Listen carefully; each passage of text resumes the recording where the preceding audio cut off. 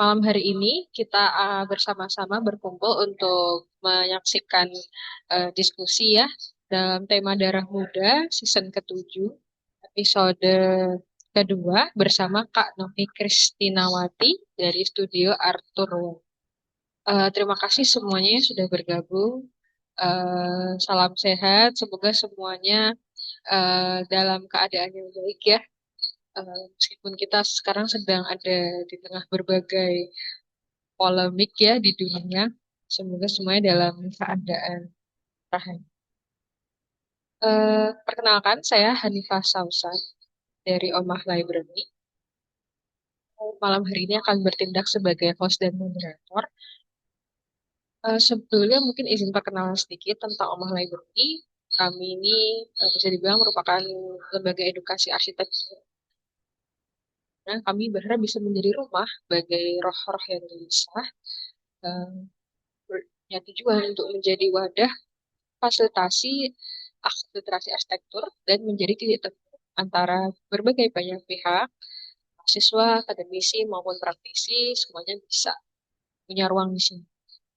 Eh, kami Program kami macam-macam, ada perpustakaan yang kami buka, kemudian juga ada buku-buku yang kami tulis, serta ada juga program diskusi seperti yang kita laksanakan sekarang ini. Nah, penulisan buku dan redaksi yang dilakukan Oma sendiri berlandaskan pada semangat berbagi ilmu. Jadi kami punya keyakinan bahwa melalui literasi kita bisa mencoba mulai diskusi yang menjawab berbagai tantangan yang ada di dunia arsitektur, mulai dari pembahasan teori, sejarah, kritik, metode desain, investigasi, serta pengarsipan dan penelusuran karya arsitektur. Nah, ini ada website kami, omahlibrary.org, yang bisa teman-teman akses. Ada banyak kelas-kelas Omah Library sebelumnya yang bisa ditonton secara gratis. Kemudian Omah Library sendiri sudah berdiri sejak 14 akhir dan kurang lebih sekarang sudah jalan tahun ke-12 alhamdulillah, dan banyak sekali yang sudah ikut mendukung perjalanan sini. Eh, Bisa dilihat ada beberapa seri arsitektur yang kami lanjutkan dari dulu hingga sekarang. Terus Memories Design, InDesign Experience sendiri sudah mencapai episode ke-50-an, dan hari ini Darah Muda yang kami mulai saat pandemi sudah mulai di episode ke-33 yang bersama Mbak Nur. Dan ada banyak juga kawan-kawan yang turut mendukung kami juga di sosial media. Nah, tentang Darah Muda sendiri, ini kami harapannya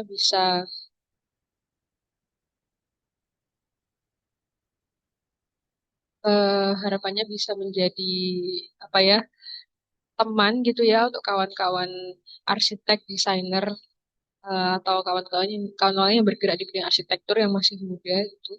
Karena kekuatan anak muda ini yang nantinya tuh akan menjadi penentu eh, arsitektur kita di masa depan. Ya, harapannya ini bisa menjadi ruang buat konten untuk bertumbuh. Mbak Novi Kristinawati, bagi beliau perjalanannya dalam arsitektur tidak selalu bergerak lurus. Dia tumbuh melalui proses belajar yang panjang. Di awal tahun 2000-an jadi titik balik penting saat ia menyadari bahwa arsitektur bukan sekedar soal menggambar atau membangun bentuk, melainkan cara membaca kehidupan secara utuh. Dari perjumpaan dengan Eko Prawoto, ia belajar menghargai proses dan melihat arsitektur sebagai bahasa untuk menyampaikan nilai-nilai kehidupan. Di tahun 2012, studio pertamanya lahir dari keterbatasan di sebuah garasi kontrakan, ditemani komputer bekas dan juga kerja kolektif yang tumbuh dari kepercayaan orang-orang di sekitarnya. Proyek-proyek awal bersama para seniman rupa dan pertunjukan membuka jalan praktek yang lebih luas. Tahun yang sama, sebuah proyek produksi villa bambu dengan sistem knockdown hadir. Dari proyek ini, workshop dan instalasi pengawetan bambu terbangun dan terus beroperasi hingga kini. Bukan hanya sebagai tempat produksi, tetapi juga sebagai laboratorium eksperimen desain dan teknik konstruksi bambu.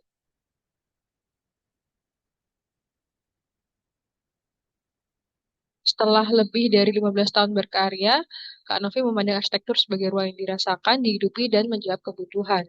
Ia adalah proses dialog yang jujur antara yang ada dan yang direncanakan, sebuah pencarian esensi yang relevan dan tumbuh bersama kehidupan di dalamnya.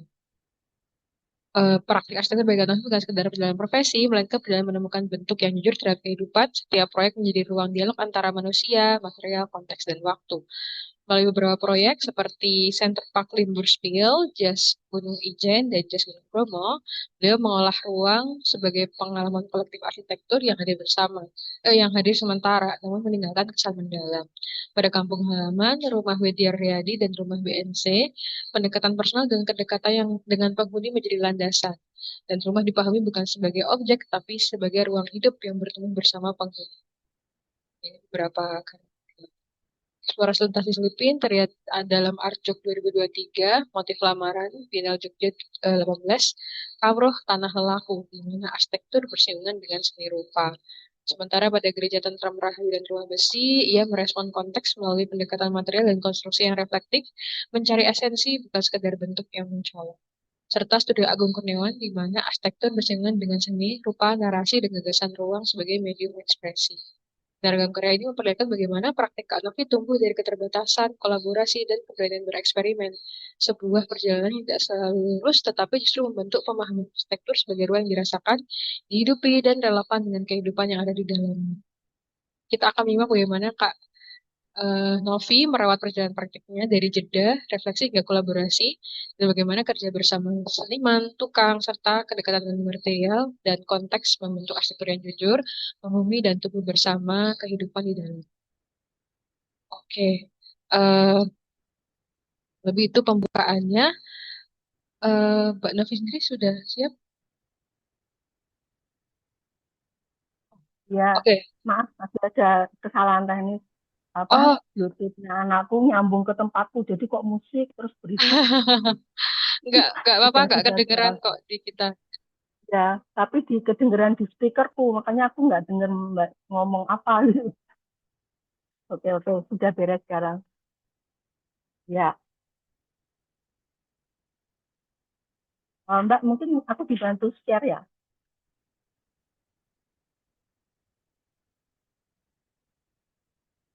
Eh, Sorry teman-teman, kita ada problem teknis lain nih, yang betulan problem teknis. Jadi ternyata link yang tadi kita share itu link plan tidak premium. Jadi waktunya tersisa cuma 7 menit.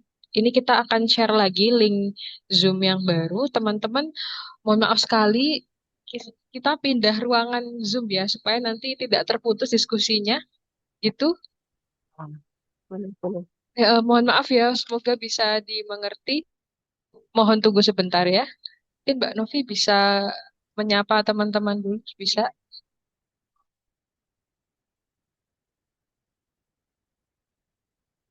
Ah, selamat malam, teman-teman. Terima kasih sudah bergabung eh, pada Zoom hari ini. Jadi sepertinya saya sudah diperkenalkan, saya tidak perlu memperkenalkan diri lagi. Ya, tapi eh, saya arsitek dan saya domisili saya di Jogja. Saya berkarya juga di Jogja gitu. Jadi kesempatan mengisi kelas ini sebenarnya menjadi tantangan sendiri buat saya. Untuk muncul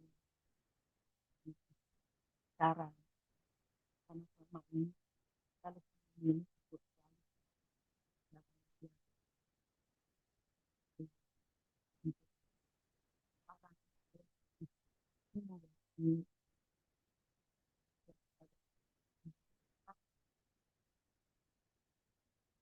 belajar berbicara,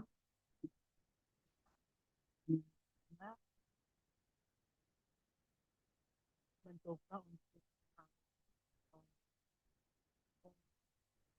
merumuskan sementara proses eh, berkarya saya hingga pada saat ini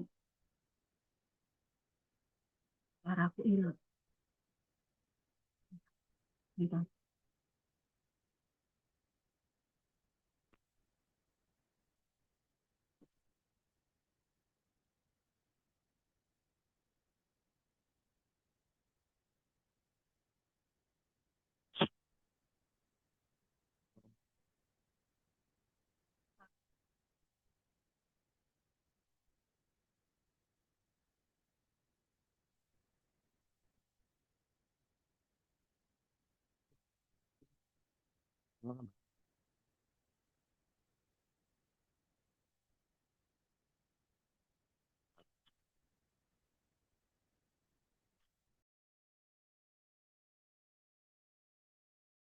Halo, Mbak Novi.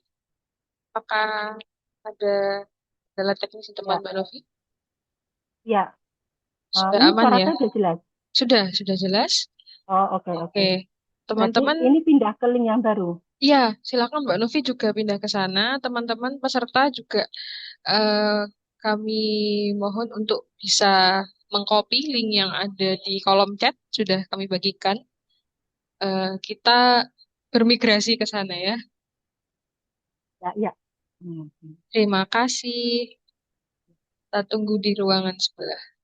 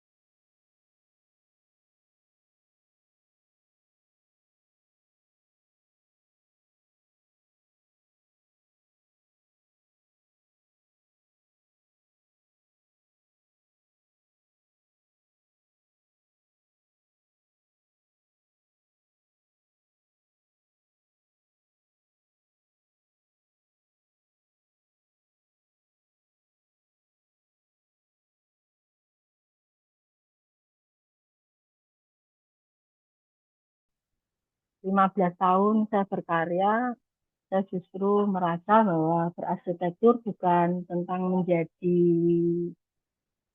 apa, melainkan tentang sedang menjadi apa. Gitu. Nah, dalam perjalanan itu saya eh, menyadari satu hal bahwa kebenaran yang kita yakini hari ini belum tentu menjadi kebenaran di kemudian hari. Lah, dulu saya berpikir arsitektur adalah soal desain, struktur, lalu saya berpikir juga tentang fungsi, lalu tentang manusia, lalu tentang narasi, ruang hidup, bahkan tubuh dan ingatan. Cara saya melihat arsitektur terus berubah ya. Nah, karena itu bagi saya hari ini arsitektur adalah proses menjadi lebih peka, menjadi jujur terhadap proses, dan menjadi lebih terbuka pada perubahan. Nah, eh, kalau awal tahun 2000-an saya bertemu dengan Pak Eko Prawoto, itu membawa kesadaran baru buat saya, di mana dia membuat saya eh, menyadari bahwa arsitektur bukan hanya bicara soal bentuk, bukan hanya bicara tentang struktur, tapi juga arsitektur adalah bagian dari kehidupan. Ya, dia meminta saya, misalnya, Ngop, kalau kamu pergi, dimanapun kamu ada, coba kamu lihat, kamu serap peristiwa yang ada di sekitarmu. Kamu Sejak saat itu saya mulai melakukannya. Saya berjalan di di trotoar, saya naik bis, saya berada di keramaian atau di tempat yang baru. Saya mencoba menyerap apa saja yang ada di situ. Gitu. Dan Pak Eko juga selama saya berdiskusi dengan Pak Eko juga Pak Eko tidak banyak memberi jawaban atas pertanyaan-pertanyaan yang saya munculkan. Karena beliau justru mengajarkan saya untuk menghargai proses dan tidak tergesa-gesa menyimpulkan sesuatu sebagai kebenaran final, misalnya dalam sebuah diskusi gitu. Yang saya dulu nggak paham apa yang Pak Eko katakan, tapi suatu saat saya menjadi paham ketika itu saya pikirkan, saya menyampaikannya dengan antusias, dengan merasa bangga, dengan rasa senang, saya menjadi paham. Tapi itu dipatahkan waktu itu. Kamu jangan senang dulu, itu belum tentu besok menjadi sebuah kebenaran. Saat ini benar, belum tentu besok juga akan benar. Ya, jadi dari itulah saya juga belajar bahwa apa yang saya yakini hari ini bisa berubah seiring waktu, pengalaman, dan perjumpaan. Tahun 2010 ya, tahun 2010 saya mengatakan ini sebagai titik jeda gitu. Di mana uh, saya ketika saya hamil anak pertama, ini nggak tahu itu efek hormon atau apalah. Jadi di kepala saya muncul banyak hal gitu. Yang salah satunya adalah habis ini saya ngapain gitu. Karena posisi tertinggi ketika saya ada di studionya Pak Eko itu kepala studio dan itu saya sudah ada di posisi itu. Saat saya bertanya ke Pak Eko, Pak, kita habis ini mau ngapain? Eko waktu itu jawabnya, ini aja udah jalan kan, oh. Ya saya paham waktu itu Pak Eko memang konsentrasinya dia sedang merintis desain produk di UKDU. Tapi bagi saya itu jawaban yang sangat mengkhawatirkan karena Pak Eko kan sudah nemu, saya belum waktu itu saya menjawabnya seperti itu gitu. Diskusi itu menjadi pikiran saya terus gitu sampai pada akhirnya saya juga menyadari, oke, kalau nggak ada Pak Eko, terus saya siapa gitu. Karena waktu itu Pak Eko memanglah banyak disorot gitu. Jadi mulai ya dikenal pada masa itu gitu. Dan pastinya orang-orang saya yang ada di dekatnya juga kesutratan kita, oh Novi asistennya Pak Eko gitu. Nah, terus saya mikir kalau aku nggak ada, terus Novi siapa gitu. Nah, itu juga menjadi kegelisahan saya. Nah, unek-unek ini selalu menjadi diskusi saya dengan suami saya gitu. Hingga pada satu titik suami saya mengatakan ke saya, kamu berhenti aja gitu. Kamu keluar aja. Selama 1,5 tahun nanti kamu melahirkan, kamu berhenti kerja dulu gitu. Jadi karena dia tahu bahwa ini anak pertama, saya butuh adaptasi, eh, kalau saya dibarengi dengan pikiran-pikiran yang tadi, dia khawatir akan akan menjadi tidak sehat baik buat saya maupun buat anak saya gitu. Akhirnya saya memutuskan resign waktu itu. Resign pun juga nggak gampang, nggak mudah. Saya stres juga, kayak kehilangan identitas itu. Yang semula saya bekerja, saya bertemu banyak orang, saya posisinya itu saya menjadi yang di rumah. Masa-masa itu juga menurut saya masa-masa kritis juga waktu itu. Tapi uh, saya selalu membawa kesadaran bahwa ketika saya berpikir, saya jangan diam gitu. Jadi tubuh, pikiran saya harus tetap bergerak. Saya tetap harus produktif, mungkin dengan cara yang lain. Saya suka masak, saya suka bikin kue, ya saya membuat itu dan saya menjualnya keliling, menitipkannya ke sekolah-sekolah itu saya lakukan. Itu bukan karena saya ingin nyari untung, enggak, saya rugi waktu itu. Tapi itu hanya cara saya untuk saya bergerak. Karena proses mencari itu tidak bisa berhenti. Proses mencari itu ya kita harus terus bergerak waktu itu. Ya, kesempatan itu datang dari jalan yang semula saya nggak terpikirkan gitu. Ada tawaran untuk membuat scenografi teater. Waktu itu saya hanya berpikir, wah ini berbeda nih dari proses dari aku proses berarsitektur. Tantangan nih baru nih. Jadi ketika saya sedang berpikir mau meneruskan arsitektur atau enggak, gitu, tidak berhenti atau enggak, itu jadi pikiran juga. Ternyata ada tawaran ini, oh mungkin ini menarik ini. Nah, akhirnya saya coba gitu. Saya coba, eh, ketika saya mengiyakan, saya dikasih gepok naskah. Jadi saya harus membacanya, memahami karakter tiap lakonnya, terus membayangkan peristiwanya, terus bagaimana menghadirkan ruangnya itu gitu. Nah itu saya menjadi tantangan dan saya sangat suka dan mencintai itu. Waktu itu saya senang sekali karena saya melihat ada yang berbeda dari saya berarsitektur gitu. Eh, Ketika berproses itu baik dengan teater garasi maupun teater Dardanala itu waktu itu, dengan sutradara yang berbeda-beda itu, dengan naskah yang berbeda-beda, itu saya mulai menemukan bahwa saya mulai melihat lah bahwa ruang adalah bagian dari narasi gitu.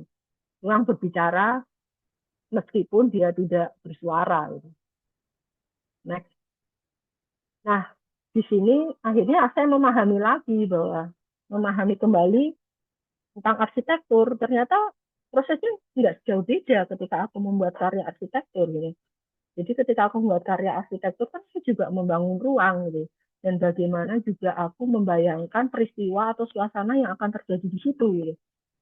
Dan bagaimana orang akan beraktivitas di situ gitu. Dan uh, ya membayangkan peristiwanya juga gitu.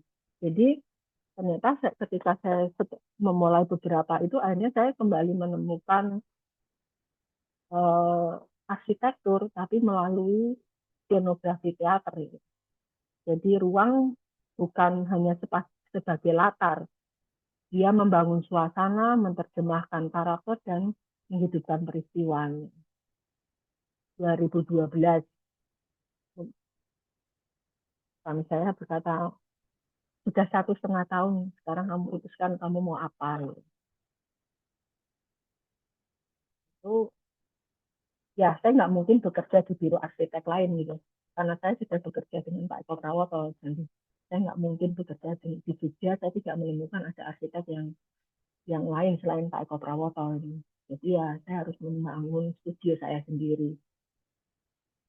Tawaran itu juga didukung ada teman saya Tomo dia orang Jepang dia mengontrak sebuah rumah yang garasinya tidak dia pakai dia menawarkan pakai aja tuh garasi kuno untuk studiomu gitu. Ada juga teman itu komputerku nganggur pakai aja gitu.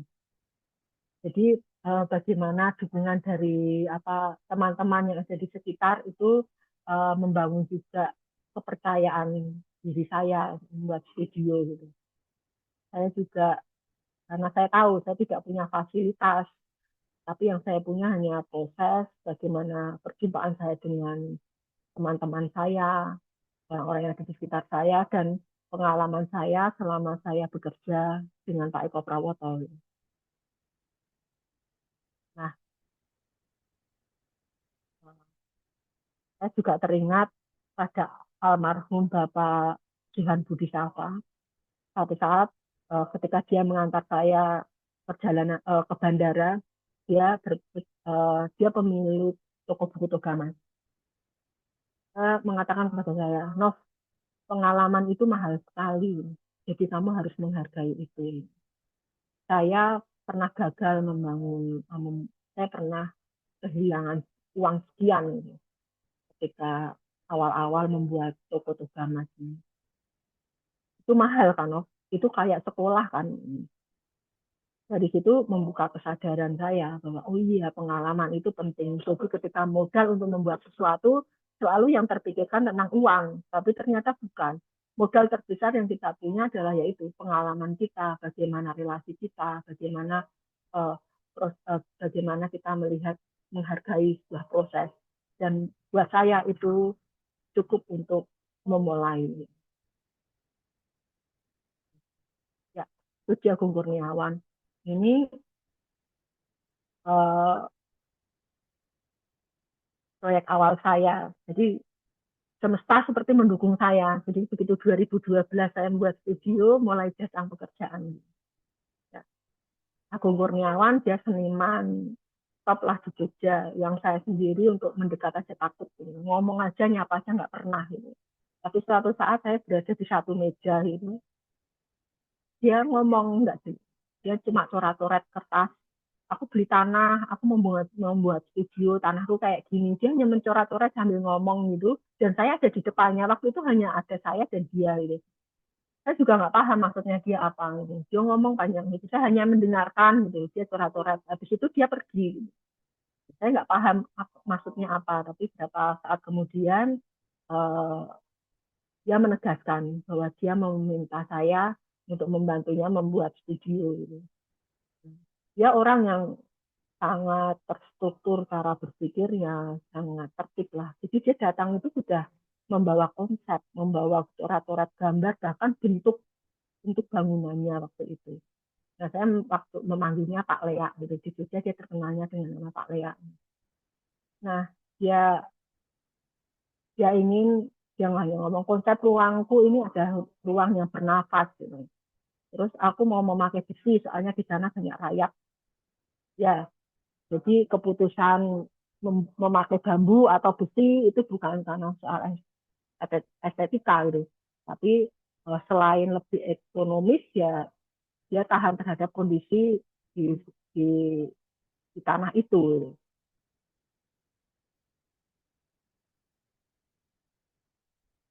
Nah, ketika proses bangunan besi-besi gitu memang terasa kaku. Tetapi saya bisa merasakan perbedaannya. Begitu bambu masuk, si besi itu mulai sedikit lebih lunak atau tidak terasa keras atau kaku lagi. Gitu. Nah, ya, ya, ya saya memang tidak mau bercerita lebih panjang itu, tapi poin dari proses yang saya lakukan dengan Pak Akle atau Pak Agung Kurniawan itu, saya mulai menyadari bahwa arsitektur bukan hanya membangun bangunan, tapi juga membangun cara hidup.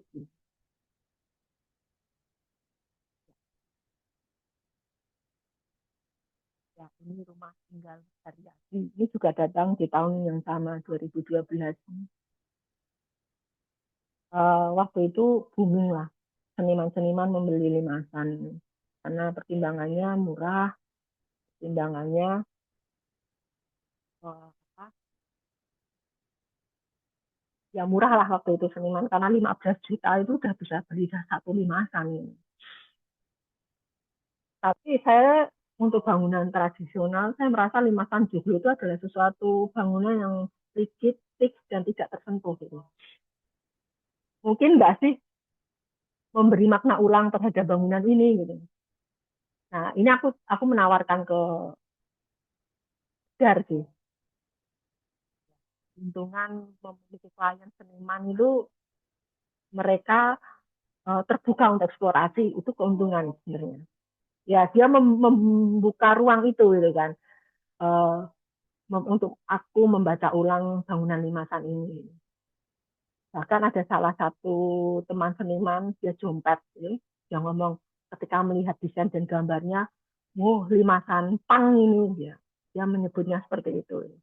Nah, tapi ini bentuk ini tidak serta-merta saya buat karena saya ingin membuat bentuk itu. Tapi memang karena berdasarkan fungsi dan kebutuhan. Diawali dari kebutuhan dari Wedar. Karena rumahnya rumah limasan itu tidak cukup menampung kebutuhannya untuk studio karena dia kan studio rupa. Jadi dia butuh tempat untuk dia melukis, menggambar gitu. Makanya saya menawarkan untuk membuatnya 2 lantai. Yang mungkin untuk aku pertemukan adalah menggunakan besi karena besi bisa berdiri sendiri tanpa aku membebani struktur limasan yang ada gitu. Jadi saya menawarkan untuk memakai besi gitu. Di proyek ini bangunan limasan tetap hadir sebagai tubuh bangunan utama, bentuknya kelihatan tetap limasan. Tapi besi atau elemen baru ini juga menghadirkan pengalaman ruang gitu. Jadi dia lebih vertikal dan lebih dinamis. Nah, dari proyeknya aku mengerjakan rumah wedar ini, ya yang kupelajari adalah sebuah strategi negosiasi antara struktur lama, struktur baru, dan bagaimana kehadiran mereka tanpa saling meniadakan. Ya, ya eh, di tahun yang sama ada titik balik dalam praktek berarsitektur saya. Ya. Jadi ketika saya sedang memulai studio baru, mulai ada pekerjaan-pekerjaan baru itu muncul tawaran yang tidak terduga yaitu mengerjakan proyek bambu knockdown di Kulon Bawah, gitu. Kulon Bawah Rio. Yang itu datang ownernya dari Singapura waktu itu. Saya juga tertarik sebenarnya, tapi waktu itu saya juga takut saya bisa enggak gitu karena akan memproduksi sebanyak 22 villa waktu itu dan knockdown untuk dirangkai di Riau. Akhirnya saya mengajak suami saya ke Surabaya untuk terlibat karena saya tahu saya tidak mungkin menyiapkan semuanya sendiri gitu. Akhirnya kami bisa menyiapkan tempat produksi, kami menginstal pengawetan bambu, dan workshop ini bisa berlangsung hingga sampai sekarang gitu. Nah,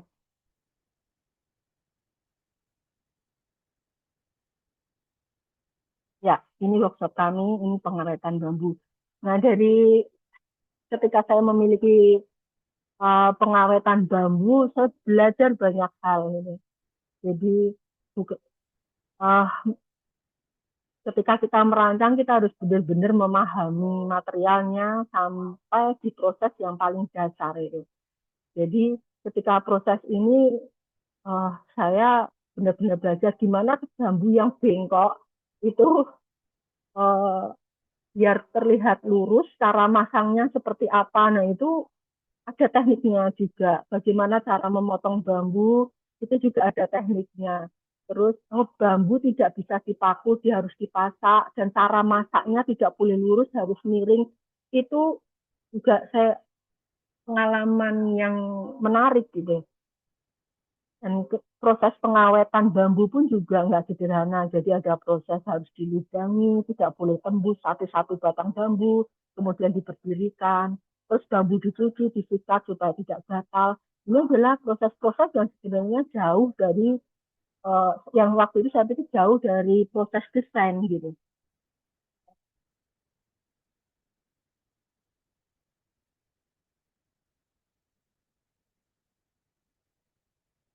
Ya, tapi ini ketika ini knockdown, jadi kita merangkai merangkai di workshop, kita buat, setelah itu kita beri kode masing-masing. Nah, untuk pengkodean pun kita jadi tahu gitu. Jadi bambu kiri dan kanan, atas dan bawah itu harus benar-benar dikode. Karena ketika itu tertukar, itu juga nggak bisa dipasang. Itu juga kami temukan ketika di proses ini. Gitu. Jadi untuk pengkodean tuh harus benar-benar apa ya, benar-benar tepat, benar-benar rigid gitu. Jadi nggak bisa misalnya balok yang di depan kita pindah ke belakang gitu. Itu nggak bisa karena itu tidak akan ketemu nantinya gitu. Nah, kita juga menyewa sebuah gudang itu ada V3 itu jadi semua batang bambu itu kita kode, kita grafir karena untuk memudahkan perangkaian di kepulauan bawah. Nah, ya, tapi sebelum ini maju ke sini, ya kembali aku ingin menegaskan bahwa ketika memiliki dari pengawetan bambu itu memaksa saya untuk benar-benar belajar tentang material bambu, untuk benar-benar memahami tentang karakter bambu, untuk betul-betul untuk paham bagaimana setiap proses dari awal hingga bagaimana terbentuk menjadi desain ini. Dan di situ saya menjadi sadar bahwa saya tidak bisa mendesain bambu kalau saya tidak memahami karakter dari materialnya. Dan saya sangat menurut saya ini adalah suatu uh, hal yang penting dan uh, yang apa ya hal yang penting dalam praktek yang akan mempengaruhi praktek berarsitektur saya hingga hari ini. Nah, ketika proyek bambu bambu di Riau sudah selesai, saya sudah punya tim kerja. Nah, mereka mau kemana? Kalau mereka tidak ada pekerjaan, pasti mereka akan hilang. Padahal selama 2 tahun itu kita sangat intens untuk saling belajar, untuk berkembang bareng, untuk mencoba eksplor bambu bersama-sama. Kalau sampai hilang, maka saya juga akan kehilangan tim. Dan ketika saya ingin melanjutkan, saya berkarya di bambu, karena bambu ini merupakan material yang sangat spesifik, saya harus didukung oleh tim yang solid gitu. Nah, nggak lama tawaran untuk bambu untuk mengerjakan panggung jazz gunung datang dari Pak Butet waktu itu, Pak Butet Kartarjasa. Tapi kamu tertarik nggak ngerjain panggung jazz gitu? Ya, ini untuk portofoliomu lah. Ya, sebenarnya ya untuk portofolio, tapi saya nggak memikir soal portofolio. Wah, bagus nih, berarti tukangku bisa dapat kerjaan gitu. Ya, itu yang hanya terpikirkan. Karena menurutku skill mereka tidak boleh berhenti, skill mereka harus terus berkembang, pengetahuan mereka juga harus terus berkembang gitu. Jadi saya menerima tawaran untuk membuat membuat panggung jazz ini, dan tantangannya adalah tiap tahun saya harus membuat desain yang berbeda, membuat suasana yang berbeda tapi di tempat yang sama. Uh, tapi dari panggung jazz ini menjadi bukan hanya sekedar uh, pekerjaan artistik ini, tetapi bagaimana ini juga bagian dari merawat pengetahuan dan keterampilan. Nah, ya, ini proses ketika kami mengerjakan di Bromo, tantangannya adalah selalu dingin dan berkabut. Itu dan ketinggian di balik itu adalah jurang ini, dan saya selalu membuat karya tingginya 11 sampai 12 meter. Saya sendiri kadang was-was gitu. Hal yang menegangkan adalah ketika karya selesai dan support-support itu dibongkar. Itu kami itu bisa uh, saya dan tim saya tuh pasti akan sangat konsentrasi tingkat tinggi untuk melepas mana dulu, yang mana dulu, yang mana dulu. Deh. Dan menurutku ini cara yang menarik untuk mengasah feeling atau melatih juga apa ya eh, keyakinan saya terhadap bambu. Jadi kepercayaan saya terhadap material bambu ini. Gitu. Jadi makin lama eh, saya mulai mempercayai bahwa oh bambu itu kuat, oh aman, bambu akan aman uh, pada bentang sekian, atau bambu akan aman ketika dia ada yang support seperti ini gitu. Nah ini tentang bambu saya berkembang melalui dari yang saya katakan pengetahuan itu ya ini. Jadi saya belajar bagaimana proses-proses sampai tukang saya berkata, Mbak, kamu kok selalu membuatnya yang lebih sulit lagi? Ya iya, karena kalau kita buatnya gampang, ya untuk apa gitu. Jadi ya kemarin kita sudah membuat yang seperti ini, ya tantangan berikutnya harus yang lebih sulit lagi gitu. Dan saya senang tim-tim saya cukup mau untuk belajar bersama dengan saya.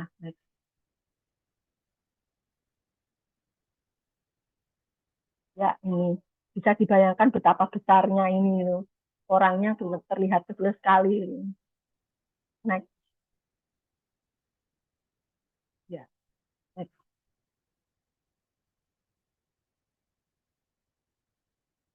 Ya, dari panggung jazz saya belajar bagaimana merawat pengetahuan dan keterampilan. Datang datang 2018 datang kesempatan baru yang itu juga tidak terduga adalah uh, ada seseorang dari Belanda, arsitek dari Belanda datang ke workshop saya satu saat.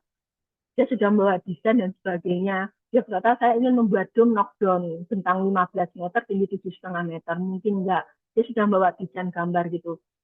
Karena saya sudah memiliki pengetahuan, pemahaman tentang material bambu yang dia bawa, saya bilang ini nggak bisa seperti ini karena materialnya tidak tidak bisa diperlakukan seperti ini. Jadi selama mungkin 2-3 hari kita diskusi intens waktu itu sampai saya membuat maket, saya mengusulkan maket, membuat modulnya.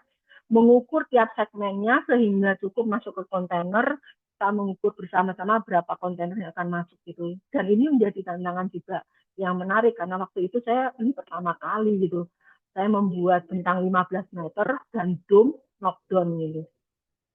Uh, ya, untuk karya-karya bambu saya selalu menggunakan maket ini. Karena market itu seperti laboratorium berpikir kan. Karena di situ saya belajar bagaimana struktur bekerja, dari mana mulai dirakit, bagaimana beban mengalir, dan titik mana kesulitan akan muncul gitu. Jadi ketika kita membuat market, sama saja dengan kita meminimalkan eh, risiko kesalahan ketika uh, proses pembangunannya, pembuatannya gitu. Nah, ya bisa di, yang di atas hitam-hitam itu tukang yang naik bekerja di atas gitu. Jadi karena ini knockdown akan dibongkar, kita memikirkan nanti sambungannya ada di mana, ikatannya gimana gitu. Jadi memang kita dituntut untuk tantangannya adalah uh, sistem dan presisi gitu. Jadi secara sistem kita sudah ketemu gitu, oke gitu. Tapi bagaimana dengan presisi? Karena kita tahu bambu kan bukan seperti pipa yang lurus-lurus gitu, tapi ada yang bengkongnya, ada itu. Jadi ini menjadi tantangan tantangan kami waktu itu. Nah, ya ini kita membuatnya di workshop saya ada halaman yang cukup gitu dan kita merangkai di situ. Setelah jadi kita bongkar, sebelumnya kita kasih kode-kode, kita setelah itu baru kita bongkar gitu. Nah,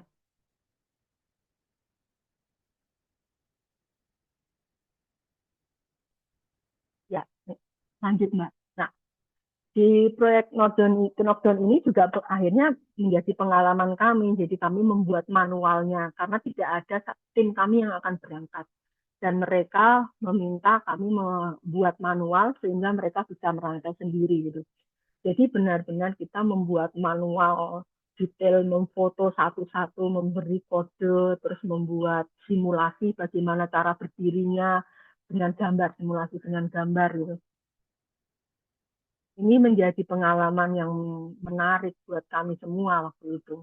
Dan 1 tahun kemudian kami bertemu, ya arsitek ini senang sekali karena waktu mereka merakit itu tidak hanya 2-3 minggu mereka berhasil menginstal di lokasi gitu. Bagi kami ini sebuah keberhasilan bahwa kita berhasil membuat manual yang apa ya, yang mudah dimengerti gitu. Manual yang uh, ya sebuah manual itu di luar dari yang sebuah pengalaman pertama lah buat kami dan kami belajar untuk itu dan akhirnya berhasil itu menyenangkan sekali itu dan bahagiakan ketika itu. Ya, next. Nah, soal bentang saya dengan bambu itu menjadi selalu memberi tantangan untuk diri saya gitu. Kita sudah main dengan 15 gitu. Suatu saat kita diskusi dengan Pak Asar, dia teknik sipil di UGM gitu. Pak, kalau bintang 20 itu bisa nggak? Kalau kamu udah bisa buat bintang 15, mau bintang 20, mau bintang 25, 30, 36 itu sudah bisa. Karena logiknya kamu udah dapat. Waktu itu Pak Acar menyampaikan itu gitu. Nah, saya mendapat tawaran merenovasi gereja di Sukorejo. Yang atas itu foto gereja lamanya. Nah, nah gereja di Sukorejo itu nggak ada lahan, tapi dia pengen memperluas. Nah, jadi kebetulan gereja dan rumah pendetanya berdampingan. Jadi ya gagasannya adalah menyatukan 2 unit itu gitu. Dengan membongkar atapnya mengganti menjadi atapnya menjadi satu kesatuan. Gitu. Ini bentangnya sekitar 21 meter. Gitu. Nah, bambu dipilih karena dia bisa main di bentang lebar tanpa kolom-kolom di tengah, sehingga ruang yang sempit menjadi terasa lebih lega dan menyatu. Nah, ya,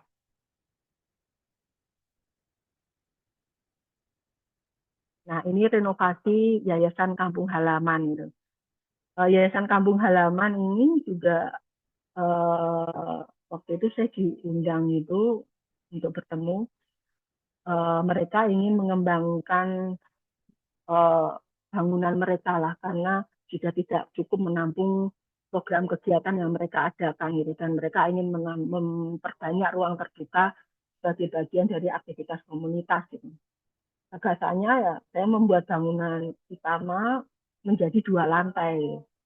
Namun untuk menghindari beban berlebih eh, pada struktur existing sistem atap yang saya rancang harus berdiri sendiri gitu.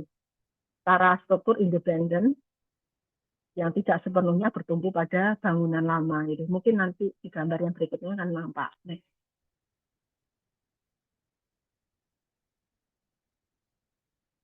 ya, ini bangunannya saya menambah kolom di belakang dan di depan ini. Ini bangunan dari depan, saya berhasil membuka ruang terbuka yang sekarang untuk area makan-makan itu. Itu dulu ada bangunan limasan di situ. Itu saya pindahkan dan kayunya saya recycle untuk membuat atap, konstruksi atap untuk bangunan yang ada di sebelahnya. Nah, ya, ini bentangnya sekitar 16 meter gitu. Nah, ya, ini konstruksi ujung-ujung artis ini dia bertumpu pada kolom yang baru. Jadi dia tidak menumpu pada bangunan yang lama. Bangunan yang lama bebannya hanya pada lantai saja. Nah, sebenarnya saya nggak mau cerita soal kejadian proyek itu, tapi poin dari yang saya dapatkan dari bekerja dengan komunitas adalah eh, saya belajar bahwa berarsitektur bukan tentang mengontrol bentuk, tapi tentang merawat proses bersama. Jadi pemakaian bambu itu bukan dari saya, bukan saya pakai bambu saja tidak, tetapi itu dari diskusi yang panjang dan akhirnya misalnya pendetanya itu yang meminta saya untuk memakai bambu. Begitu pula dengan kampung halaman. Teman-teman di kampung halaman, kenapa nggak bambu saja, Mbak? Gitu. Waktu itu mereka menyampaikan seperti itu. Gitu. Uh, dan juga di sini saya mengatakan tentang mengontrol bentuk. Misalnya di gereja bambu, saya harus menerima lantai dari gereja itu motif bulu-bulu di di lantai yang seluas itu. Saya mau secara misalnya saya memikirkan estetika itu nggak cocok sama sekali lantai bulu-bulu gitu. Oh, tapi saya harus menerimanya karena ini bukan ruang saya. Ini ini adalah ruang komunitas dan mereka ingin terlibat berpartisipasi dan menurut mereka lantai bulu-bulu itu yang terbaik. Jadi ya waktu itu saya galau juga tapi oke okay lah ini menjadi kebanggaan mereka ya saya menerima bahwa lantai gereja di sana menggunakan lantai biru warna coklat yang menurut saya sebagai arsitek sebenarnya tidak pas tapi tapi saya menghargai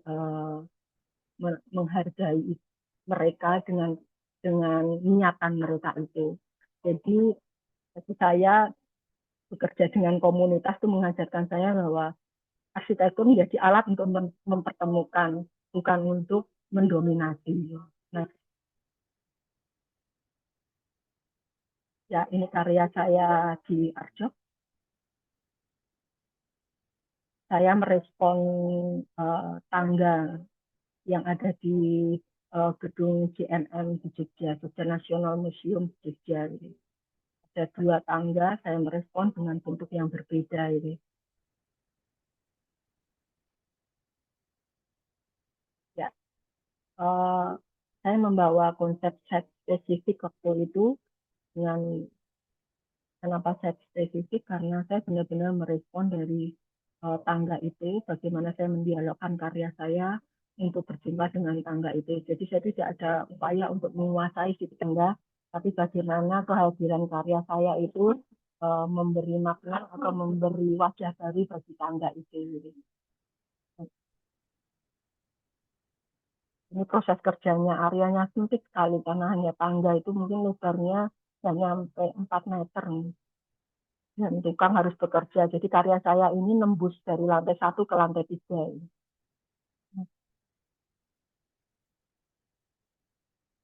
Ini karya saya tuh jurnal Desember kemarin. Ini juga sama, saya membawa konsep tentang site spesifik. Jadi bentuk maupun bentuk karya ini lahir dari saya merespon site dan bagaimana saya mendialogkannya dengan tema dari Biennale Jogja waktu itu. Nah, ya pohon yang semula berdiri akhirnya tumbang gitu.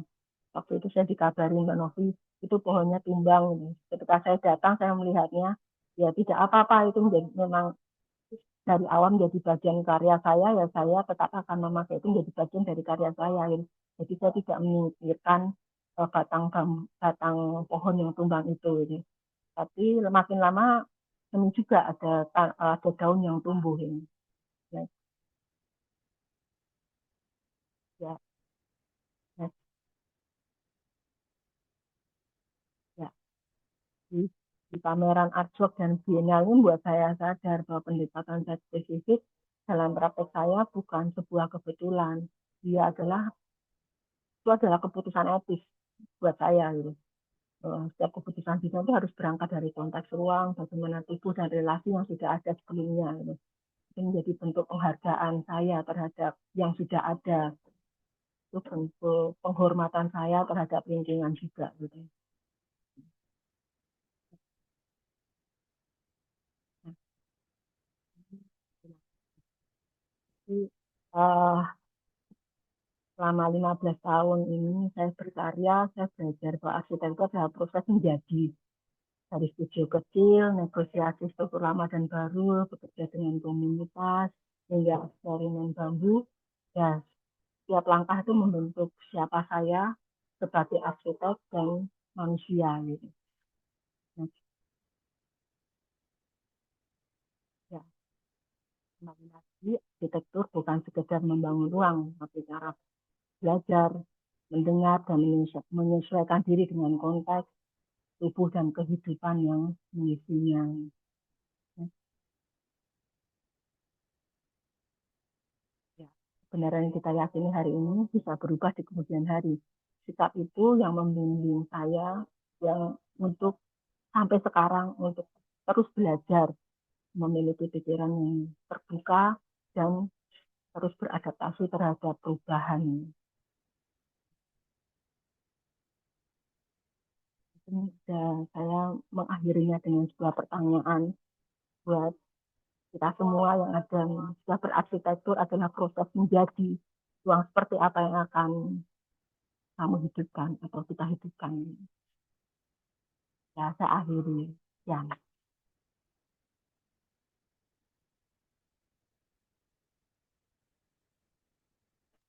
Baik, terima kasih Mbak Novi atas paparannya. Oke, mungkin kita akan mulai membahas pertanyaan-pertanyaan dari teman-teman. Ini sudah ada dari Kak Arlin, eh, ini juga bagian dari Omah Library ya, dari kami. Izin saya bacakan. Halo Mbak Novi, salam kenal sebelumnya. Izin Mbak ingin bersedikit bertanya. Tentunya ketika kita berada di suatu posisi yang menjadi tujuan utama kita, sangat tidak mudah untuk kemudian memutuskan berhenti.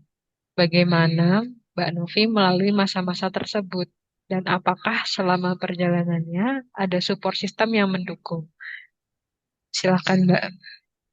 ya, ya tentunya kalau aku support system yang pertama adalah keluarga, terutama suami saya, karena dia yang saya gini, saya merasa beruntung gitu karena tanpa support dari dia saya nggak bisa seperti ada sekarang gitu, di mana dia terus mendukung saya untuk menemukan diri saya gitu. Jadi dia bisa menerima saya dengan segala kekacauan, kegilaan atau keabsurdan cara saya berpikir gitu. Jadi ya support sistem utama saya ya keluarga saya gitu, terutama suami saya gitu. Itu itu yang pertama. Dan yang kedua adalah eh, saya perjumpaan dengan Pak Eko Prawoto itu cukup membentuk saya sebagai pribadi atau karakter. bahwa Pak Eko selalu mengajarkan saya untuk memiliki, untuk selalu sadar atas apa yang saya kerjakan, atas apa yang saya putuskan gitu. Karena dia selalu berpesan ke saya, setiap garis yang kamu taruh itu harus ada artinya, noh. Jadi dari itu pun juga membuat saya untuk belajar untuk merefleksikan, untuk berpikir ulang setiap apapun yang saya kerjakan atau yang saya lakukan gitu. Ya tingkat stres tuh ada, tapi bagaimana saya akan mengembalikan untuk menemukan kembali diri saya gitu. Jadi memang keluarga menurut saya akan menjadi support system yang penting gitu, apalagi uh, perempuan untuk bisa terus berkarya gitu. Saya itu penting. Jadi suami itu perannya sangat penting kalau kita sebagai perempuan ingin bisa terus berkarya. Oke, kalau boleh lanjut bertanya Mbak terkait ini, eh, apakah saat itu ada ada dorongan untuk mendapatkan penghasilan? Maksudnya apakah ada faktor finansial juga untuk akhirnya Mbak Novi itu memulai lagi studio ataukah lebih ke aktualisasi diri gitu? Lebih ke aktualisasi diri karena eh, bukan berarti saya berkecukupan, tidak. Penghasilan kami itu hanya untuk kami, untuk makan, untuk hidup sehari-hari gitu. Jadi saya benar-benar memulai studio itu bukan bukan bukan ada modal duit, itu benar-benar nggak ada gitu. Jadi ya memang benar-benar saya modalnya relasi, modalnya pengalaman saya dan tekad, ya nekat gitu. Ya support dari itu. Jadi itu memang benar-benar yang modal saya gitu. Itu saya dan sampai hari ini pun saya bisa bertahan itu memang bukan karena berlimpah-limpah materi gitu, tapi pilihan-pilihan saya ini uh, sepertinya tidak membuat saya kaya gitu. Tapi ada hal lain lah. Misalnya teman saya tuh ngomong, nah, kamu harusnya kaya loh, no. Tapi memang pilihan-pilihan karena saya melihat ini, yaitu masalah kaya atau materi itu memang efek lah. Tapi yang utama buat saya ya seperti tadi, bahwa proses berarsitektur saya adalah proses menjadi bagaimana saya bertemu dengan diri saya, bagaimana saya menjalaninya dengan jujur, dengan uh, dengan pikiran yang terbuka, dan akhirnya membentuk saya seperti hari ini itu melalui proses-proses saya berkarya sebelum-sebelumnya gitu. Jadi saya boleh ada sekarang ini gitu, itu sangat mempengaruhi lah itu proses yang kemarin. Jadi kalau saya melihat karya saya selesai, saya tinggalkan karena bagi saya prosesnya sudah selesai. Karena saya nggak terlalu terpukau pada hasil gitu atau pada bentuk, tapi saya sangat sekali menghargai proses dan saya menikmati setiap proses. Gitu. Oke, terima kasih jawabannya. Kita lanjut, ada Kak Awang, izin saya bacakan. Keren Mbak Novi, kalau melihat karakter beberapa pelaku desain atau arsitektur di Jogja cukup terpengaruh oleh nilai-nilai Mangunwijaya dan Eko Pramoto. Selain Mbak Novi, yang saya tahu ada Yosi Fajar dan Studio Tanah. Nah, menurut Mbak Novi, apakah cara berarsitektur ini bisa menjadi identitas arsitek Jogja supaya bisa beda dengan Jakarta dan Bandung misalnya. Jadi desain-desain lebih bervariasi. Gimana tanggapannya Mbak Novi? Ya, kembali lagi ketika aku mendesain, aku tidak terpaku pada bentuk. Gitu. Sebenarnya identitas itu tidak melulu soal bentuk. Gitu. Menurutku sih, menurutku. Jadi aku senang ketika ada orang melihat karyaku, dia bilang, loh kok nggak ada Pak Ekornya gitu. Menurutku itu ada suatu keberhasilan karena yang aku ambil dari Pak Eko itu bukan bentuk karena aku selama ini tidak apa ya, aku tidak mau terjebak pada bentuk gitu. Jadi yang aku ambil dari Pak Eko adalah nilai-nilainya gitu. Bagaimana proses berarsitekturnya. Yang aku lihat dari Romo Mangun juga nilai-nilainya. Gitu. Bagaimana aku belajar tentang kejujuran, bagaimana aku belajar tentang kejernihan, bagaimana aku belajar tentang tektonika, tentang sensitivitas terhadap material. Itu yang aku ambil dari Pak Eko maupun Romo Mangun. Jadi aku punya apa ya moto lah, my style no style. Jadi aku nggak mau terjebak pada satu bentuk tertentu sehingga itu mematikan proses kreatifku gitu. Karena ketika kita terjebak pada bentuk, pada pakem-pakem tertentu, itu menurutku itu sangat membatasi, gitu. Membatasi proses kreatif kita dan itu tidak membuka peluang-peluang kemungkinan-kemungkinan gitu. Padahal kita bisa memiliki ruang untuk kesempatan untuk memaknai ulang terhadap sesuatu gitu. Nah, terkait dengan uh, identitas. Nah, kenapa aku selalu memunculkan karya yang sangat spesifik gitu?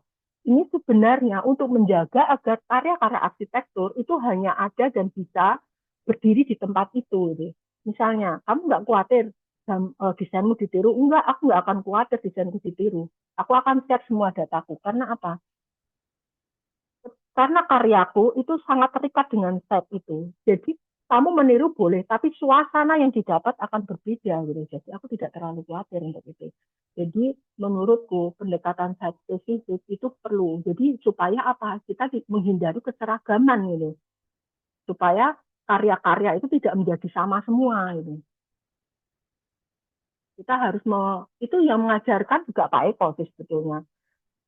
Dan Pak Eko juga nggak khawatir karyanya ditiru ya karena dia sangat memegang apa ya konsep set spesifik itu. Jadi dulu ketika Pak Eko, saya belajar dari Pak Eko untuk itu dan di mana Pak Ekonya, gitu, ya itu di situ. Jadi saya tidak berpikir tentang bentuk, tapi bagaimana proses kreatifnya Pak Eko itu saya pelajari dan juga saya terapkan diterapkan juga di proses kreatifku gitu. Oke, ini justru memantik pertanyaan baru nih. Eh,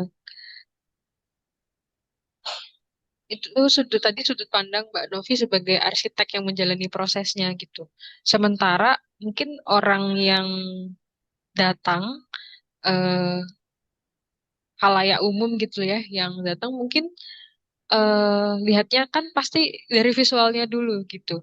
Apakah pernah ada klien yang datang dengan "Ah, aku pengen yang kayak gini bentuknya?" Atau mungkin pertanyaannya adalah what do you wish people would think about when they see architecture work gitu daripada me, karena mau nggak mau kan melihat hasil akhirnya gitu. Gimana khayal umum tuh bisa punya pola pikir yang sedikit bergeser gitu. Ah, satu keuntunganku adalah klien-klienku orang yang terbuka. Aku bertemu dengan orang-orang yang eh, ya walaupun dia misalnya pengusaha, walaupun dia misalnya politikus, walaupun dia dosen, aktivis, perupa, seniman, itu eh, ya mereka memberi ruang aku mau mendengar gitu. Dan aku selalu menyampaikan di awal prosesku gitu. Jadi aku selalu ini prosesku adalah kolaborasi. Jadi kita ngobrol, aku pengen tahu juga eh, apa yang kamu mau.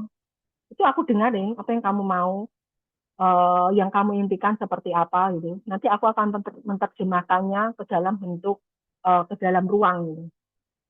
Dan aku selalu berharap memancing untuk diskusi gitu. Jadi dari awal dalam prosesku itu bisa lama. Ada yang bisa 3 tahun, ada yang bisa 1 bulan selesai gitu.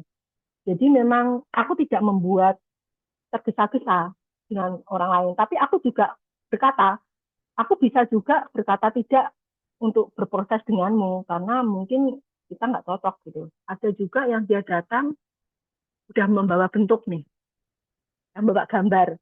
Aku membuat seperti ini, rumahnya seperti ini, seperti ini, seperti ini. Dia udah ngomong nggak ketemu ke aku. Terus aku mencoba memberi masukan. Ah, ini ibumu di kabel, kamu taruh di belakang. Sedangkan pintumu masuk ingin model kayak Eropa, yang masuk tuh langsung kelihatan tangga naik gitu. Sedangkan akses ke kamar ibumu lewat bawah tangga gitu. Ini tidak menguntungkan. Tapi dia ngotot, anak ini kan aku yang membangun rumah ini gitu.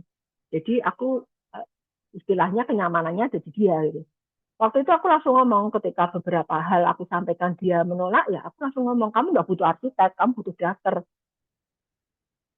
Udah aku nggak mau nerusin karena aku nggak mau membuang energi untuk itu gitu. Itu aja sih kalau kalau aku gitu. Oke, ini sebenarnya ada pertanyaan yang cukup relevan nih dari Kak Arspita Nanto. Lalu Mbak Novi, nuhun Mbak Ya, sharingnya, mau tanya dari cerita tentang momen datangnya tawaran merancang dan membangun, bagi Mbak Novi, adakah batasan atau pegangan untuk memutuskan menerima suatu proyek atau sebaliknya untuk tidak mengiyakan? Saya lebih penasaran jika ada pengalaman yang kedua. Nuhun Mbak, nah tadi sudah di-share satu tuh Mbak. Apakah ya, ada dinamika ada lain? lagi. Jadi aku punya beberapa tahun yang lalu ada klien dari Jerman. Dia mau membuat semacam ruang meditasi dan sebagainya, dan itu di lahan 3.000 gitu. Membuat desainnya. Dia suka dengan desain saya. Desainku suka sekali. Dia tidak masalah dengan prosesnya. Tetapi ketika prosesnya saya melihat dia memperlakukan orang lain itu tidak manusiawi. Misalnya tukang, ketika dia melakukan kesalahan, dia berteriak-teriak hingga si tukang itu gemetar, hingga si tukang itu takut gitu. Saya tinggal. Saya langsung mengundurkan diri. Saya bilang saya lebih memilih kesehatan mental saya daripada saya bekerja dengan kamu, meneruskan pekerjaanmu. Jadi saya menyelesaikan pekerjaan saya pada tahap itu. Saya tinggal.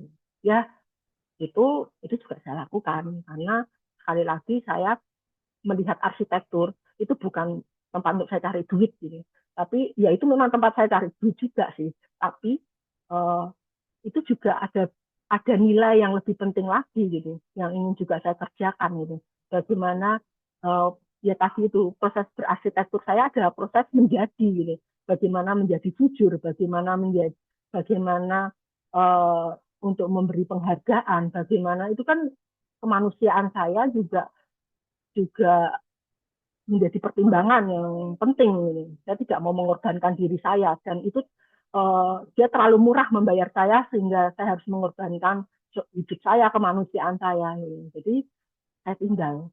Walau setelah itu arsitek hanya 1 bulan, 2 bulan ini. Ya dia menahan saya udah cocok sama kamu, tapi saya tidak cocok sama kamu ini. Karena saya lebih memilih kesehatan mental saya. Ini. Ya ini contoh yang lain mas. Wow, berani sih ya. Sudah menjawab Kak Arsvita Nanto. Oke, mungkin selagi tadi sempat menyinggung Eko Prawoto juga ya. Mungkin kalau boleh bertanya lagi, eh, tadi sempat disebut salah satu nilai dari Pak Eko dan Mang Wijaya yang coba Mbak aplikasikan di praktek Mbak tuh tentang menghargai proses. Nah, selain itu apalagi nih Mbak yang bagi Mbak tuh legasinya Pak Eko dan perlu dilanjutkan dan gimana caranya? Mungkin nggak cuma Mbak, tapi kami-kami yang mungkin apa ya jadi muridnya Pak Eko secara tidak langsung gitu ya, itu bisa mentauladaninya. Hmm.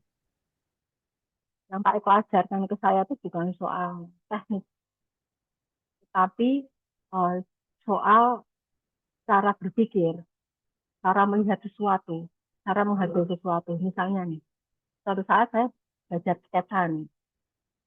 Aku nggak bisa ngekat ya, aku mau belajar itu. Udah, dia ngajak ngajak saya ngekat, di ngekat gitu. Ya dia nyekat sendiri asik. Nah, saya bingung tak pikir Pak diajarin garisnya gini atau ini. Itu enggak. Cuma dia ngomong aja sambil nyekat. Lihat dengan mata yang benar, lakukan dengan hati. Itu diulang-ulang di kuping saya sampai saya itu aku harap nyekat kok dia ngomong ini. Ini aku mau nyekat kok. Kok dia malah ngomong kayak gini gitu. Tapi suatu saat karena itu udah mengganggu di telinga saya itu kata-kata itu terus terngiang-ngiang sampai di mana-mana itu. Akhirnya satu saat saya nyekat. Terus saya mencoba memahami yang dia katakan ini. Lihat dengan mata yang benar. Oh, yang depan ini, yang belakang itu. Oh, yang pendek ini, yang tinggi itu. Oh, material yang halus ini. Oh, yang kasar ini. Oh, itu lihat dengan mata yang benar. Oke, paham. Lihat dengan, lakukan dengan hati. Oh, nggak boleh kemerungsung. Kemerungsung itu apa ya bahasa Indonesia-nya? Yang Terburu-buru, tergesa-gesa. Iya. ya.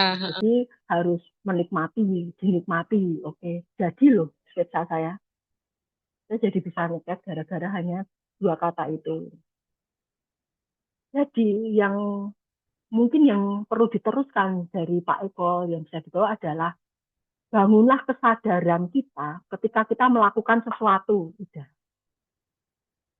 dan ujilah apa yang kita putuskan, apa yang kita lakukan ini berkali-kali sampai kita yakin dan benar-benar sadar bahwa ya ini gitu. Itu itu yang kulakukan dan sampai saat ini dan mungkin ya ya berguna lah sampai sekarang. Karena ketika kalau ketemu Pak Eko tuh nggak pernah ngomongin tentang arsitektur, nggak pernah sama sekali. Tapi yang dibicarakan adalah tentang apa kabarmu, kamu sedang apa, ngelakuin apa. Gitu. Jadi bukan bukan soal arsitek sekarang gimana, tapi soal keseharian kita. Gitu. Ya bangunlah kesadaran itu untuk memahami apapun keputusan kita, langkah kita itu harus kita lakukan dengan sadar. Itu aja sih. Ini ada Mbak Oke. Marta yang belum Iya, dijawab ya. oke, kita masuk ke Mbak Marta. Makasih untuk jawaban di pertanyaan sebelumnya. Take notes ya, teman-teman. Oke, dari Kak Marta nih, malam Mbak. Terima kasih sudah mau berbagi tentang proses berkarya Mbak Novi. Aku mau tanya Mbak, selama proses berkarya ini, Mbak Novi pernah merasa kok desain yang Mbak Novi buat hasilnya nggak sesuai dengan maunya Mbak Novi? Atau pernah nggak merasa bosan atau capek nggak menjadi arsitek? Terima kasih Mbak. Ya, ini eh nggak pernah bosan karena gini, setiap proyek itu aku jadi tertantang untuk belajar hal baru ini. Pak Eko dulu selalu, Pak Eko pernah berpesan ke aku gini, Nov, kamu kalau ketemu klien di nol kan ya, waktu itu aku nggak paham maksudnya di nol kan itu seperti apa ini. Tapi ketika 15 tahun ini aku berkarya, aku jadi paham. Di nol kan adalah kita meninggalkan ada apa yang ada di kepala kita. Apa keinginan-keinginan kita, apa harapan-harapan kita gitu. Jadi ketika kita ketemu klien ya kita benar-benar mendengar, mencoba menjadi pendengar yang baik gitu. Bagaimana menyerap kebutuhannya, bagaimana memberi solusi atas misalnya persoalannya gitu, keterbatasannya gitu. Jadi kita benar-benar mendengar itu. Makanya saya selalu melihat bahwa pekerjaan yang datang ke saya adalah itu kesempatan saya belajar hal yang baru gitu. Jadi saya merasa saya tidak pernah bosan gitu. Dan uh, pendekatan site spesifik itu memiliki keuntungan bahwa di karya saya tidak ada yang nggak ada yang sama gitu. Karena klien saya berbeda, karakternya berbeda, setnya berbeda gitu. Jadi uh, pendekatan set spesifik ini menurut saya sekarang adalah sangat relevan. Jadi saya ide itu nggak usah nyari di luar gitu maksud saya. Ide itu sudah ada gitu, sudah ada di dalam ini. Jadi mulailah dari dalam, jangan memasukkan sesuatu yang terlalu banyak dari luar dan itu kita kehilangan esensi atau keotentikan dari apa ya karya apa ya type type itu gitu. Jadi ya menurut saya itu kalau capek ya pernah lah kalau capek. Ya belajar terus ya capek juga sih pernah. Gitu. Jadi uh, saya nggak mau ngoyo sih. Jadi gini, uh, walaupun saya bekerja, tetapi saya orang rumahan. Jadi saya lebih senang di rumah. Saya kadang bekerja juga dari rumah walaupun saya punya studio gitu. Karena kesehatan mental saya juga perlu gitu. Jadi saya nggak mau terlalu dikejar-kejar oleh pekerjaan. Jadi sampai saat ini untuk ketemu klien, untuk janjian dan sebagainya itu kontrol masih di saya. Itu dalam rangka saya untuk menjaga kesehatan mental saya dan saya memang tidak membuat promosi di sosial media. Saya juga tidak memiliki kartu nama. Saya juga tidak ada website karena saya tidak mau kalau terlalu membuka promosi yang besar-besaran di sosmed, saya merasa saya tidak akan tahu siapa yang datang ke saya. Saya tidak bisa mengontrol orang yang akan datang ke saya. Gitu. Jadi saya tidak mau melakukan itu. Karena dengan cara saya yang sekarang ini, saya masih bisa bekerja. Gitu. Jadi saya lebih memikirkan uh, apa kesehatan mental saya. Gitu. Ya itu. Jadi rasa capek itu ada. Kalau capek saya langsung off semua. dengan klien-klien saya, dengan asisten saya yang di studio, saya langsung off. Saya nggak mau mengerjakan, saya di rumah, saya nonton film, jadi saya tetap harus menikmati hidup saya supaya saya waras atau tetap sehat untuk bisa berkarya itu penting banget. Itu aja sih. Oke. Kalau gitu gimana Mbak Novi mengkondisikan cara kerja studionya gitu? Apakah sejak awal eh, Mbak mengatur time constraint yang cukup longgar bersama klien, ataukah juga ada dari mengatur banyak atau sedikitnya proyek yang dikerjakan gitu, atau gimana Mbak? Ya, jadi misalnya kalau memang saya lebih banyak, saya akan minta ke klien saya ya kalau kalau mau menunggu. Karena bagi saya gini, eh, saya tuh tidak tidak kecewa atau takut orang misalnya saya mendesain tapi ternyata klien itu tidak menghubungi saya. Itu saya tidak akan mengejar-ngejar. Saya diamkan aja. Karena saya tahu dia butuh waktu gitu. Mungkin ada yang belum selesai di dia. Oke, saya tunggu gitu. Nah, karena saya membangun itu, pada akhirnya klien-klien juga akan memperlakukan itu. Kalau Novi belum kontak saya akan menunggu. Gitu. Ya, karena saya membangun itu. Jadi eh, sama-sama untuk saling menghargai waktu gitu dan menghargai proses gitu. Ya, dan eh, soal menunggu, entah ini sering terjadi. Jadi misalnya klien A, dia lama nggak ketemu gitu, nggak ngontak saya gitu. Saya biarkan. Tapi ketika dia ngontak saya, ternyata dia ada masalah. Oh gini gini gini, saya ada ini kesulitan ini, maaf, saya baru menghubungimu. Gitu. Ya, saya bisa menerima itu gitu. Dan suatu saat mungkin saya lagi sakit, anak saya lagi butuh ini, saya belum bisa mengajukan apa ya usulan desain baru gitu. Jadi saya menjelaskan, sorry, situasiku lagi gini, nanti segera tanggal ya saya membangun itu sih. Makanya eh, ketika misalnya teman di Jakarta gitu, nah kamu bisa bikin karya di Jakarta gitu. Nggak tahu aku gitu kan. Karena kalau aku melihat prosesmu nggak sanggup aku prosesmu berkarya gitu kan. Nah, aku mungkin bilang mungkin aku kalau ngeliat kamu juga nggak sanggup sih gitu. Jadi memang ya perlu perlu situasi konteks yang lebih longgar juga gitu ya. Mungkin kalau di Jakarta terlalu cepat ya pace-nya. Ya, karena aku memang tidak ke Jakarta sih. Ya banyak orang sana. Kalau kalau di proyek-proyek seperti kan Mbak juga mengisi di pameran kayak tadi ada Biennale Jogja, ada Arjok, kemudian juga ada Jazz Gunungan, jadi kalau nggak salah itu Ya, sudah ada tanggalnya tuh Mbak. ya. Sekian apa pamerannya dibuka, acaranya dibuka gitu. Nah, kalau yang seperti itu eh, metode pengerjaannya gimana Mbak? Oh ya, kalau karya-karya itu keputusan ada di aku semua gitu. Maksudnya aku tidak bergantung pada klien gitu loh, orang lain gitu. Jadi bagaimana ide-ide atau semuanya kan itu tergantung di aku gitu. Ya, Variabelnya ya, memang lebih sedikit ya. ya, heeh. Ya itu ya seniman lah last minute itu baru misalnya kayak art job itu aku baru ya aku membuat ini tuh 1 bulan sebelum produksi gitu. Ya aku percaya sih semesta mesti akan membimbingku untuk ketika last minute itu biasanya yang diperas untuk muncul gitu.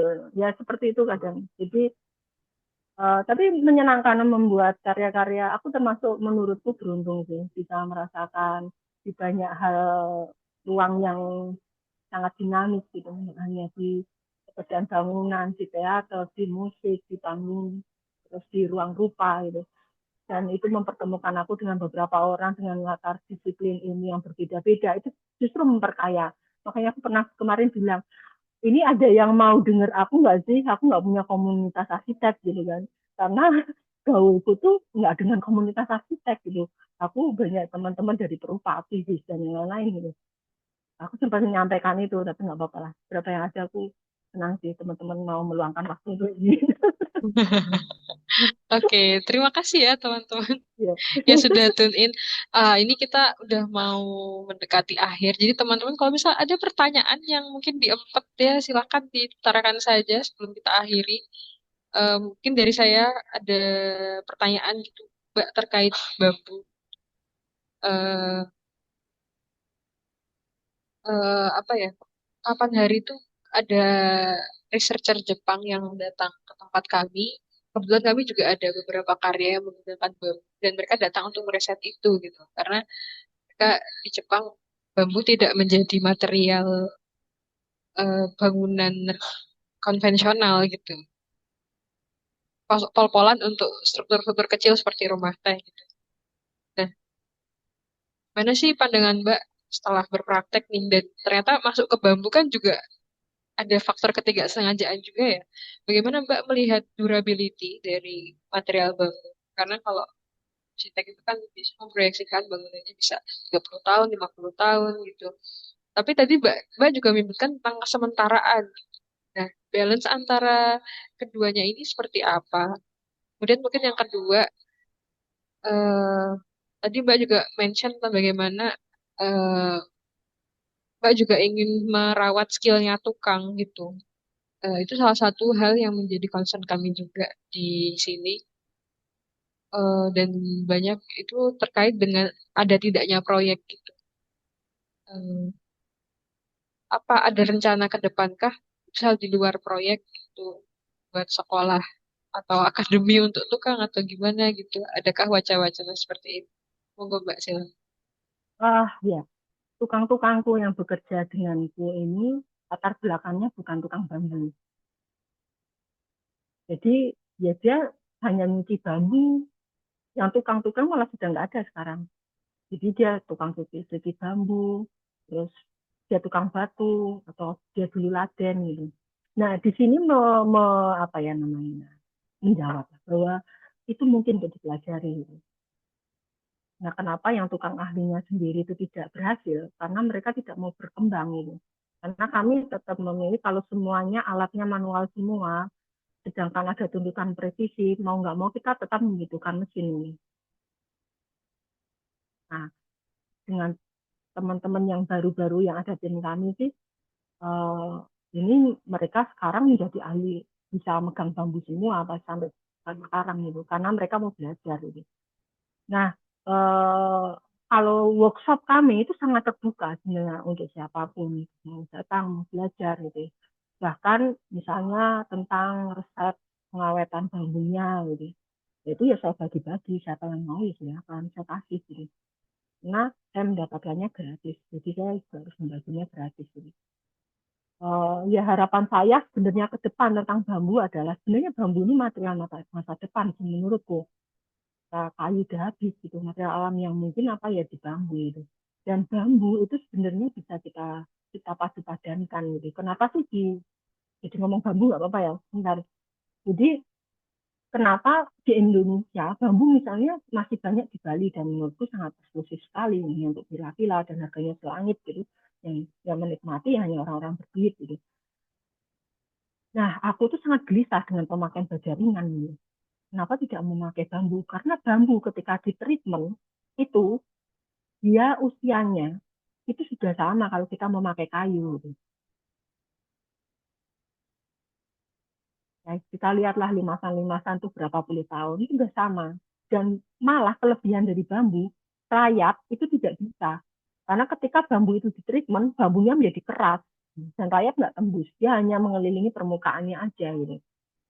Nah, ini tantangan arsitek-arsitek ini gimana kita memadukan. Jadi kayak gini, bagaimana orang bisa menerima. Karena kan orang di Indonesia kalau ngomong bambu kan saung ya. Orang Indonesia misalnya kalau desain bambu kan misalnya langsung kayak saung gitu. Dan ini tantangannya, gimana bambu bisa diterima ya kita harus memadukan, mencoba memadukan dengan material-material modern atau material-material yang ada. Gitu. Nah makanya desain-desainku tentang bambu pun aku tidak kiblatku nggak ke Bali karena aku pengen menurunkannya itu mencontohkannya menjadi misalnya menjadi usuk menjadi bagian dari arsitektur itu. Jadi aku tidak ingin dia harus jadi konstruksi utama itu tidak. Tapi bagaimana mulai mengenalkan dan untuk konstruksi menurutku eh, itu sudah eh, cukup untuk struktur utama sih sudah teruji sih menurutku. Oke, terima kasih insight-nya Mbak. Mungkin teman-teman di sini juga ada ketertarikan sama bambu. Mungkin katanya boleh guys ke workshopnya belajar. Silahkan. Oke, ada pertanyaan lagi Mbak? Atau mungkin terakhir dari saya Mbak. Karena jarang ya Mbak bertemu arsitek perempuan yang apa ya, saya mungkin bisa dibilang sangat setia dengan perjalanannya gitu. Kalau Mbak bisa memutar balik waktu atau mungkin Mbak bisa ngasih saran ke diri Mbak yang dulu atau mungkin buat adik-adiknya nih perempuan-perempuan yang sedang meniti karir di dunia arsitektur dan mungkin suatu saat perlu buat jeda gitu di hidupnya untuk membangun keluarga. Apa yang akan Mbak kasih advice gitu menemukan Baik, jalannya kembali? Bahkan Mbak. sadari bahwa ke- kekuatan yang dimiliki perempuan adalah empati.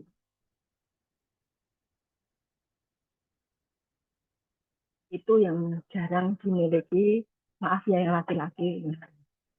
Jadi sensitivitas itu, gunakan itu untuk kamu berkarya, jadikan itu mungkin lemah, tapi jadikan kelemahanmu itu menjadi kekuatan kamu. Ya. Nah, itu yang kutemukan sekarang. Jadi aku tidak menyesal aku berkarya sebagai perempuan karena ketika aku bisa menemukan kekuatanku, ya, ketika aku bisa menemukan apa uh, aku gini, aku harus membekali diriku gitu dan bekerja belajar 2 kali lipat gitu dari laki-laki supaya apa? Supaya aku memiliki nilai tawar gitu. Nah, yang perempuan kadang ketika melihat konstruksi pasti menghindar. Nah, susah itu. Justru pahamilah konstruksi, pelajarilah konstruksi sampai kamu benar-benar paham. Karena ketika kamu paham konstruksi, maka kamu akan memiliki nilai tawar yang tinggi ketika kamu berada di lingkungan laki-laki. Terutama juga di proyek. Itu aja sih. Oke, terima kasih teman-teman.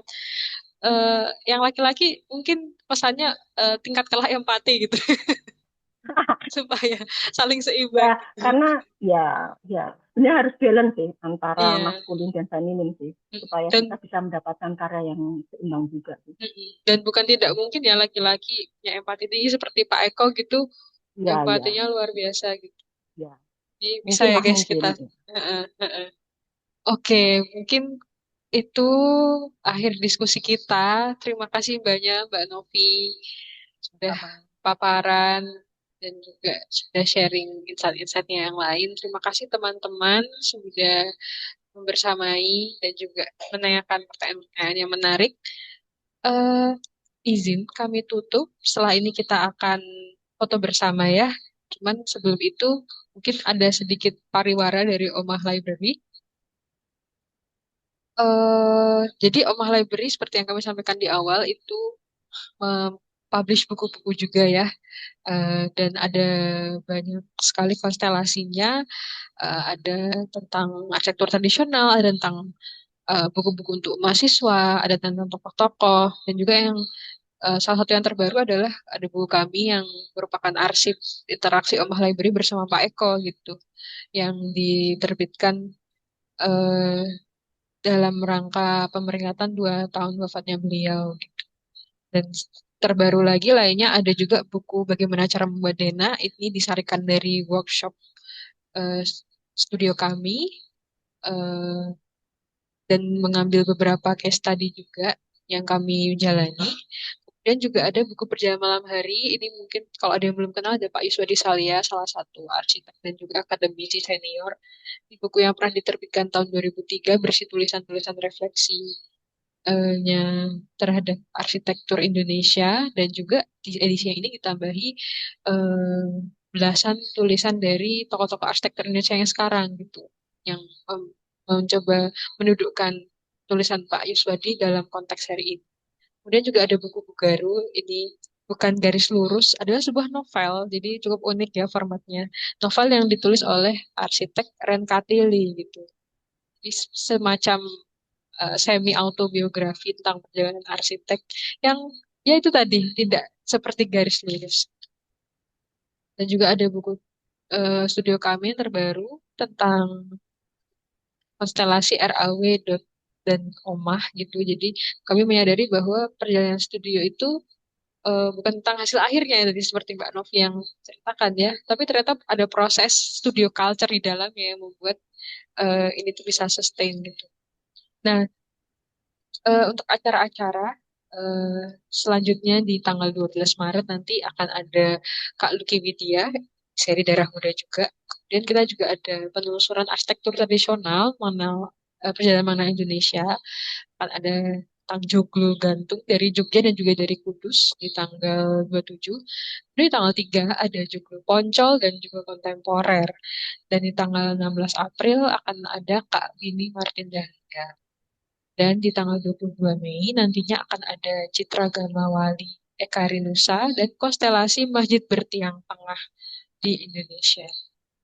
Ya, kurang lebih itu pesan-pesan dari kami. Teman-teman kalau ada yang tertarik bisa ya eh, ke link-link yang tadi sudah ada atau bisa main ke sosial media kami. Saya sekali lagi mengucapkan terima kasih dan mohon maaf atas kekurangan dari pelaksanaan hari ini. Semoga kita bisa berjumpa lagi di lain waktu. Oke, sekarang kita foto bersama ya. Silakan semua yang berkenan ya menyalakan videonya.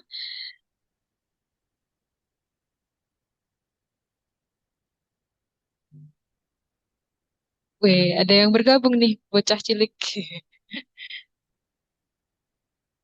Sudah siap semua? Kita ambil ya. Satu, dua. Oke, sekali lagi. Oke, sudah diambil fotonya. Terima kasih banyak. Selamat malam dan selamat beristirahat teman-teman semua. Terima kasih, Mbak Novi. Ya, sama-sama.